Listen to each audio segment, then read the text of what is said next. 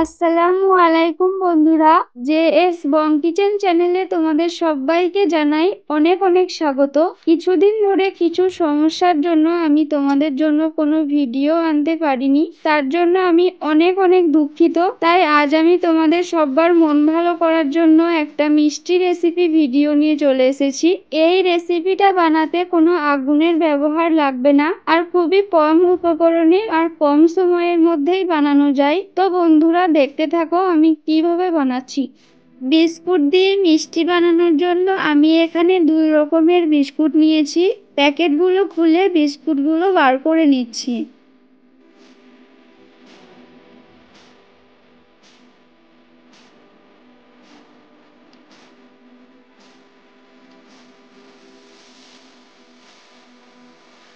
Oreo বিস্কুটগুলো বার করে নিয়েছি, এবার অরেঞ্জ বিস্কুটগুলো বার করে নেব। আমি এখানে ওরিও আর অরেঞ্জ বিস্কুট দিয়ে বানাচ্ছি, তোমরা চাইলে যে কোনো ক্রিম বিস্কুট দিয়েই বানিয়ে নিতে পারো।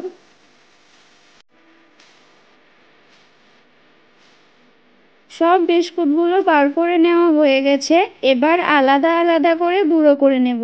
প্রথমে অরিও বিস্কুটগুলো একটা মিক্সি জারে গুঁড়ো করে নেব। আমি এখানে মিক্সিতে গুঁড়ো করছি, তোমরা চাইলে শিলেও গুঁড়ো করে নিতে পারো।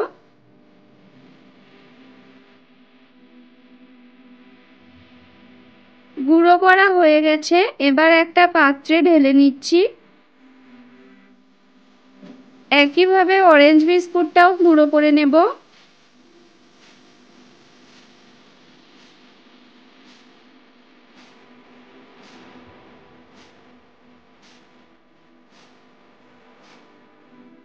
অরেঞ্জ বিস্কুটটা গুঁড়ো করা হয়ে গেছে, এবার এটাও একটা পাত্রে ঢেলে নিচ্ছি। দুটো বিস্কুটই গুঁড়ো করা হয়ে গেছে, এবার অল্প চিনি গুঁড়ো করে নেব। চিনি গুঁড়ো করা হয়ে গেছে, এবার অরেঞ্জ বিস্কুটের উপরে অল্প চিনি গুঁড়ো দিয়ে মিশিয়ে নিচ্ছি। অল্প দুধ দিয়ে একটু শক্ত করে মেখে নিচ্ছি।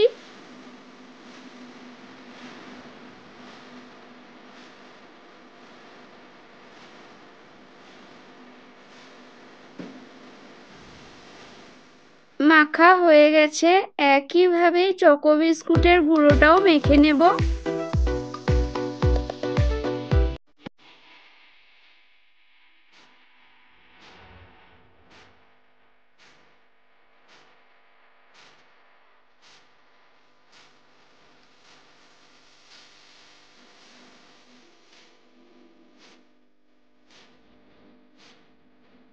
চকো বিস্কুটের গুঁড়োটাও মাখা হয়ে গেছে। অরেঞ্জ বিস্কুটের ডোটা নিয়ে এইভাবে লম্বা করে নিব।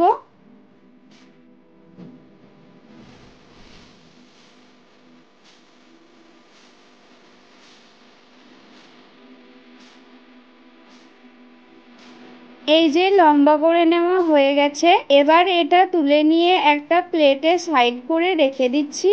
এবার একটা পলিথিনের প্যাকেট নিয়ে নিয়েছি, এর উপরে চকো বিস্কুটের ডোটা রেখে তার উপরে আর একটা পলিথিন নিয়ে হালকা হাতে বেলে নিতে হবে।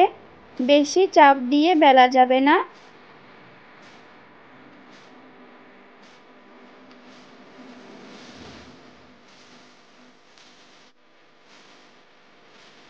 বেলা হয়ে গেছে, এবার উপরের পলিথিনটা সরিয়ে নিয়ে এর উপর লম্বা করে রাখা ডোটা এইভাবে রেখে দিচ্ছি। এইভাবে রোল করে নিতে হবে।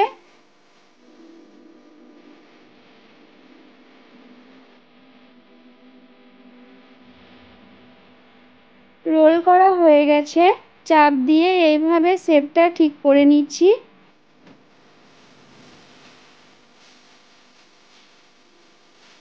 এবার পলিথিনটা মুড়িয়ে নিচ্ছি। মোড়ানো হয়ে গেছে, এবার এটা ডিপ ফ্রিজে রেখে দিচ্ছি 15 মিনিটের জন্য। ফিরে এলাম 15 মিনিট পর ডিপ ফ্রিজ থেকে পলিথিনে মোড়ানো রোলটা বের করে নিচ্ছি।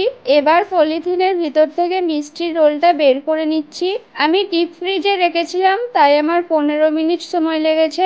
তোমরা যদি নর্মাল ফ্রিজে রাখো তাহলে 30 মিনিট রাখার চেষ্টা করবে।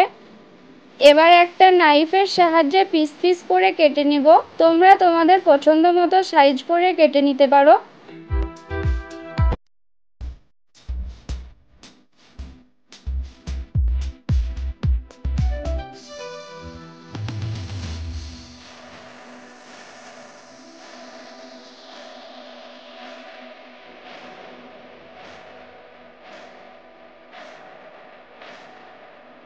সবগুলো পিস পিস করে কেটে নিয়েছি। তো বন্ধুরা দেখতেই পাচ্ছ মাশাআল্লাহ মিষ্টিগুলো দেখতে কত সুন্দর হয়েছে।